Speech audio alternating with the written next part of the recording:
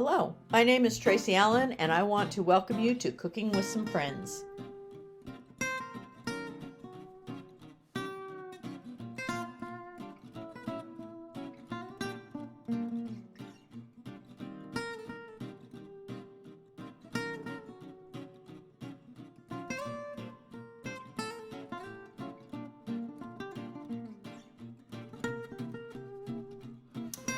Hello, welcome to Cooking with Some We got it. I just shoved you out. Brian's here, and we're finally to the end of our carnival foods. Carnival yes. foods that we're making in one day. And so we've done corn dogs, and we've done street corn, and we've done funnel cakes, and churros and kettle corn. And now we're on to the last one, which is some caramel corn. And this is the easiest recipe. I think Sherry gave it to me, a friend of mine, years and years ago. But it goes in the microwave. So what you're going to do is you're going to pop your popcorn separately. And it ends up being 3/4 of a cup of popcorn before it's popped. So then you pop that. And we used her Whirly popcorn popper and did that. And then when you get that all popped, you're going to put it in a brown paper bag. So we have our popcorn in there. Okay, and to that I'm going to add between a cup and a cup and a half of just regular peanuts. Okay, now Brian's going to make the caramel sauce that goes over that in a heavy saucepan on the stove. And so he's going to go ahead in that pan and put 1 cup of brown sugar. I just took your spoon, sorry. Packed. Yes. He asked me packed or unpacked. I always pack. A 1/4 cup of corn syrup. I'm gonna do it in this. Maybe.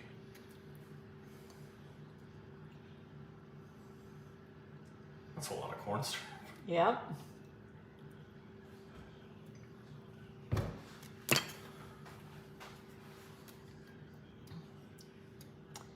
You think it's a lot of corn syrup?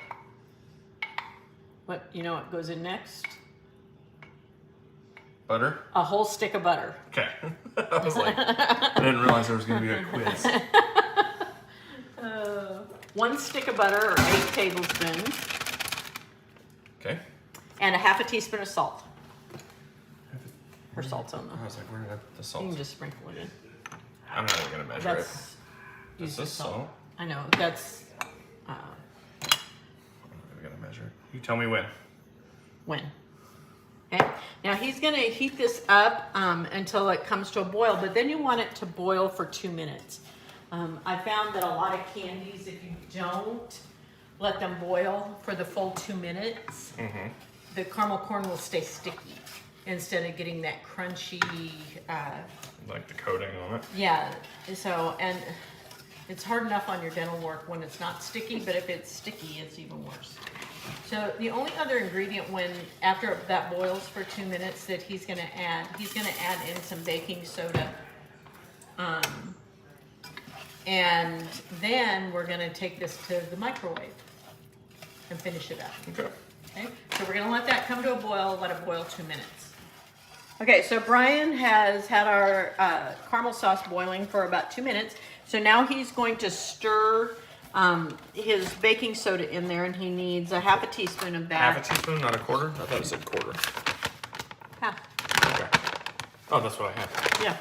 I was thinking I had Okay. it. Now when you do this, it's gonna bubble up. Yep. So be prepared. And then as soon as he stirs that in, we're gonna dump it right in over our popcorn and our nuts in the bag. I'm gonna set this right down Am I here. good? Yep. So he's gonna pour that over the top. Try not to get it on I know. Kelly's floor. And then roll the bag down and seal it up, and you're gonna shake it really well. Okay, is that enough? Yep. Just set There that you go. somewhere out of the way. It should be cooler now. Okay. Okay. Roll the top, shake it up. Nope. My camera was in the way, so we couldn't do this on the countertop. Shake it up really, really good. Support the bottom when you shake it. I never trust the bags. Yeah, it's hot. Okay, And then you're gonna put it in the microwave for a minute and a half. Okay, so Brian is the microwave's gonna go off. He's gonna take the bag out and shake it really well again without burning himself. I don't know how I'm gonna do that. No, this is the bottom part. Then he's gonna put it back in the microwave again for a minute and a half. Shake it really well. Get the caramel sauce on it. I'm trying.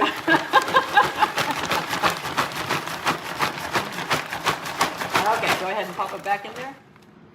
Okay, so his timer's about ready to go off. And so this time Brian's going to take the popcorn out and he's going to dump it on the cookie sheet that we have prepared out in front of us. Do I dump it immediately or do I shake it a little bit and then dump it on there. I have to put your tray back on. Okay. That's good, right? Okay. Yep, dump it out. And let the steam get you. Almost shook it enough. There's some of it. It's not very caramely. Keep going. I'm trying. It's not.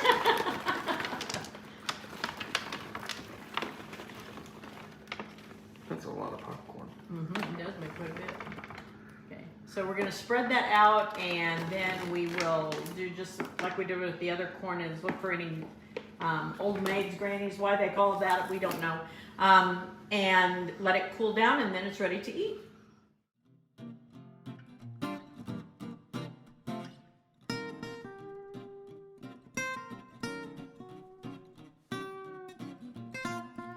Okay, Kelly and I are here and we're cooking with some friends and we're finally to what we came here to your house to make. We're doing some kettle corn for our carnival type foods. And so Kelly makes really good kettle corn. That's all I hear about from Taylor, that she loves your kettle corn. So she's gonna walk us through her recipe. To me, the first thing that you need, although I've heard people tell me they do it without a whirly pop, but I have a whirly pop. It's the one that's got the little stir in the bottom of this. I got this at Orscheln's, I cannot tell you how long ago. I've looked for one. And it was like $25. I think they're about $50 now on Amazon, but anyway. You might know. Yeah. The key for me too, this is a fairly new stove for me, is I have to heat mine up for about 5 minutes before I start. Otherwise, my first batch seems not to turn out as good as the rest of them. The kernels don't pop as much as that? Yeah, yeah. So and I used the recipe that came with the whirly pop, and it is a 1/4 cup of oil, a 1/4 cup of just regular sugar, and a 1/3 cup of popcorn. I make it a lot, so I buy this jug from Amazon on Subscribe and Save of Oral Redenbacher. The Boy Scout popcorn, also very good for this. Okay, well that's what I bought. That's also really good for this. Okay. Yeah. FYI, the recipe says 4 tablespoons of oil and 4 tablespoons of sugar. Same thing as a 1/4 cup. Oh, yeah. It took me a while to realize that, and I actually do teach math, so you know. It is what it is. It's funny what it just Yeah, dawns I was on like, you all of a oh, I sudden. could have just done that. Yeah. So I always put the oil in first, so I don't burn the sugar. So I just put the oil in. I don't know that I've ever just made one batch of this at a time. The sugar, you can put drops of food coloring in to color it as well. I've done that. I've done red and green at Christmas. And then a 1/3 cup of your popcorn. And then I just stir it. It says you have to stir it the whole time. I just stir it occasionally until it starts popping. And then I stir it the whole time after it starts popping. And we have cookie sheets over on the island that Kelly set out so that you can put those out to dry. And I have, well, obviously you can use whatever you want, but I bought this. Have you ever been to, yeah, hang on, I'll think of it. It's over by Lee Summit, Cockerel. No. It's this store that's got all kinds of really cool stuff, a lot of cooking stuff. You would actually love it. I bet I will. Anyway, I got this at Cockerel, and so what I do is I take it when I'm done. You'll see. You may want to move that one aside. I dump it onto the cookie sheet. I use this to just spread it out. Otherwise, you know, it clumps together. Right. And then I go ahead and put the salt on it. Not a ton, but you need a little bit to get the sweet and salt going. So now it's just a wait till it starts popping thing. Again, you'll have to get used to your own stove. My stove, I found out that I have to set it on pretty high for 5 minutes to get it started good, and then I keep mine like close to 8 the whole time. Right. And what I do when I make more than one batch, I just sit it over here for a second till I get myself all together and then start again. Right. Otherwise your pot's too hot. Yes. Yes. There's something I was going to ask you. I'll think of it again in a minute. Yeah. Oh. Taylor has one, but she swears it's my pot. Oh.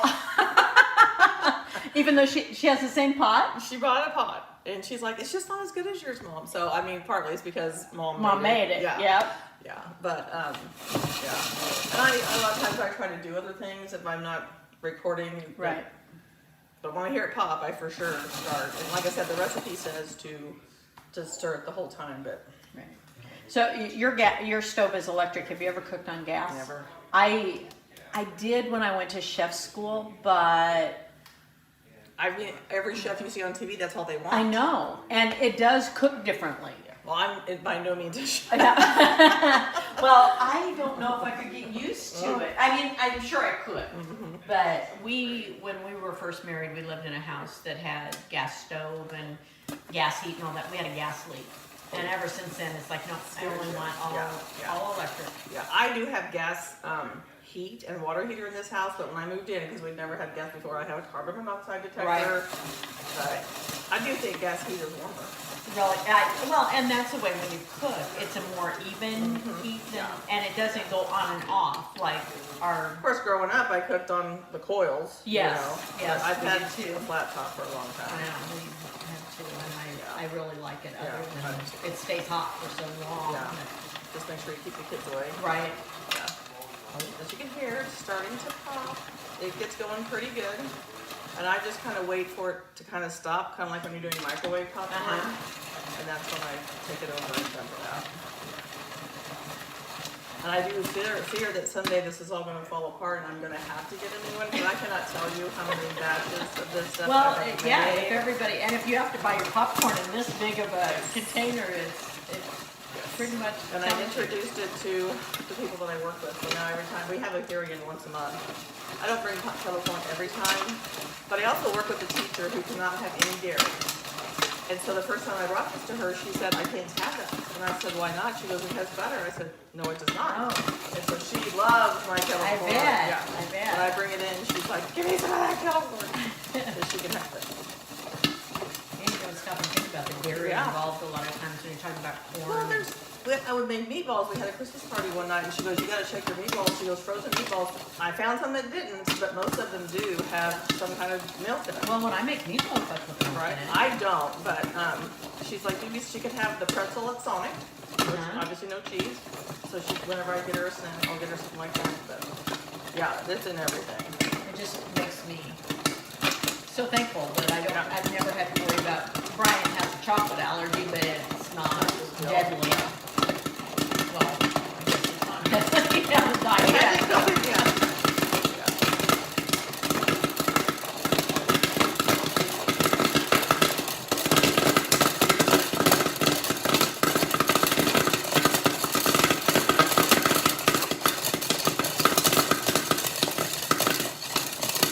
Starting to die down. I'll probably just take it over.